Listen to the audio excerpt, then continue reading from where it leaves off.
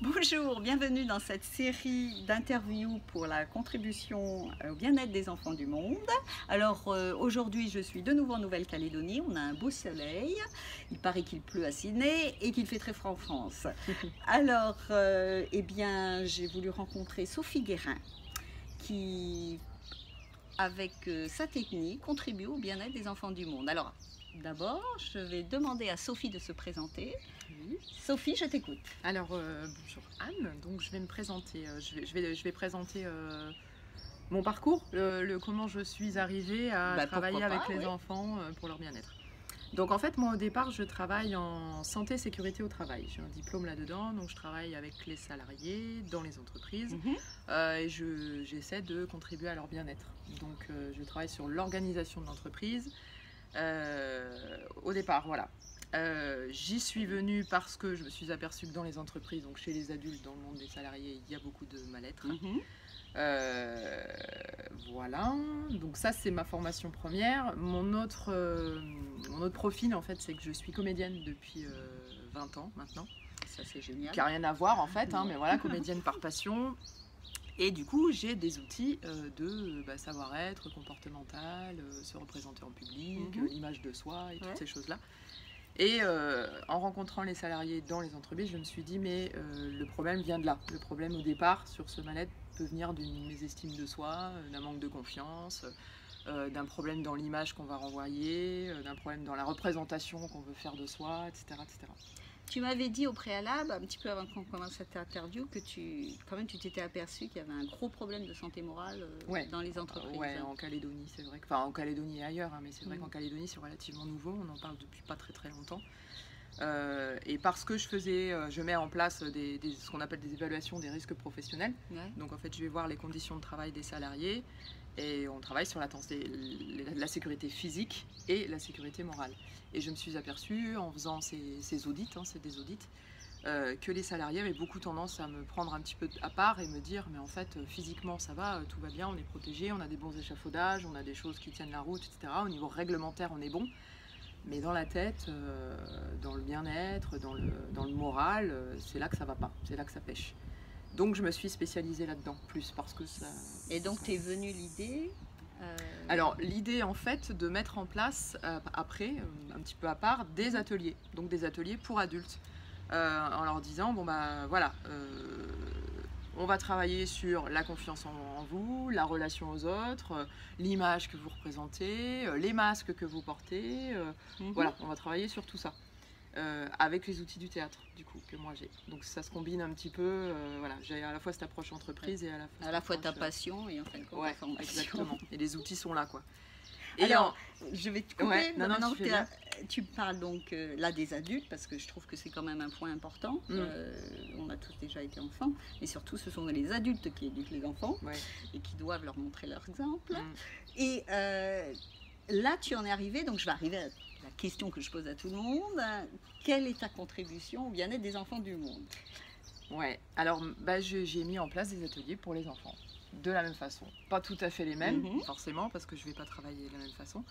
En fait, après avoir commencé avec les adultes, je suis intervenue dans un lycée, notamment sur un public adolescent.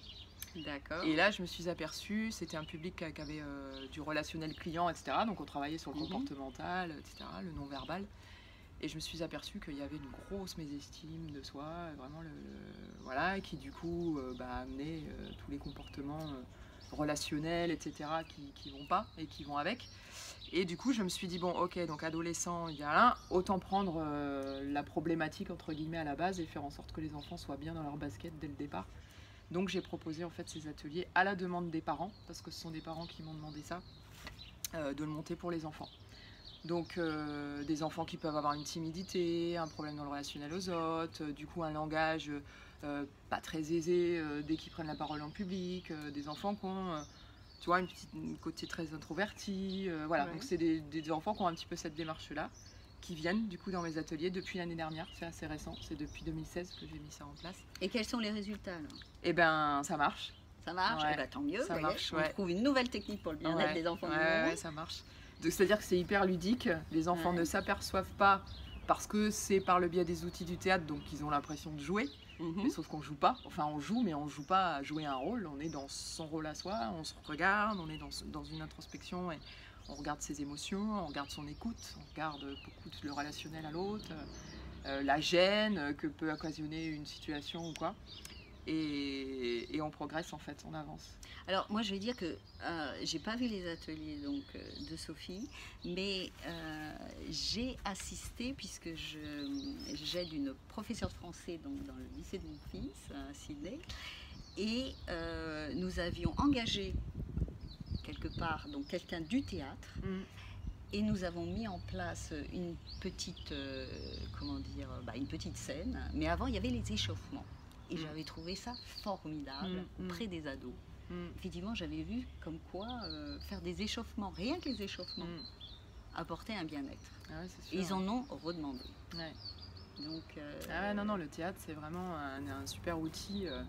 Alors après, moi, attention, je ne fais pas de théâtre. C'est vrai qu'il y a des gens sur le territoire qui proposent des ateliers théâtre pour les enfants, où là, il y a un côté scénique, on prépare quelque chose, on travaille un personnage, etc. Nous, là, non, moi, je travaille sur...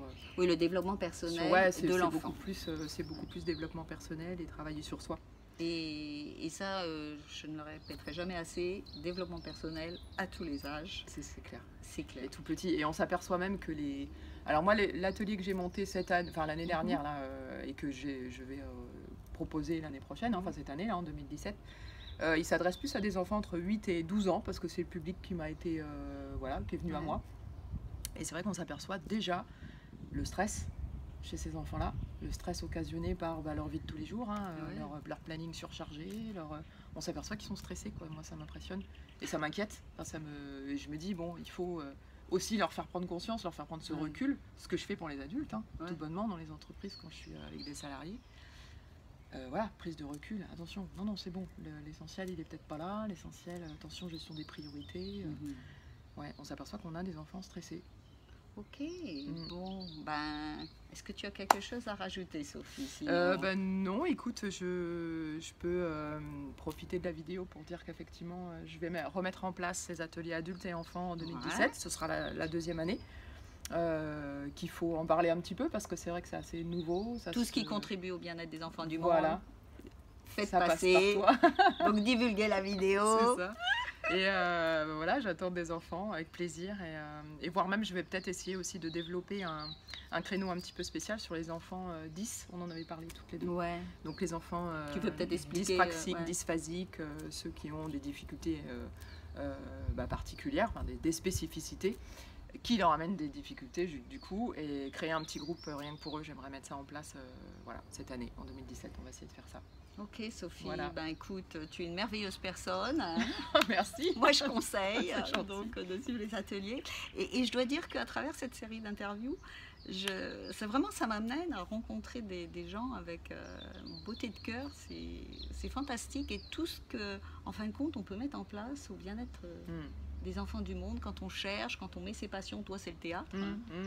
Avec en fin de compte ta formation professionnelle, tu as découvert des choses et là je dis c'est ça quoi, tout le monde peut faire quelque chose à petite échelle comme à grande échelle, parce que vous savez que j'interviewe de toutes sortes de personnes dès que je trouve quelque chose qui résonne et oui, je suis une grande fan du développement personnel, donc tout ce que vous pouvez faire pour votre propre développement personnel, ça contribuera non seulement au bien-être des enfants du monde, mais à la Terre. C'est ça. Et à l'humanité. Ouais. Bon, écoute, je te remercie beaucoup. Merci à toi. Et puis à une prochaine fois. Oui, avec plaisir. Au revoir. Au revoir.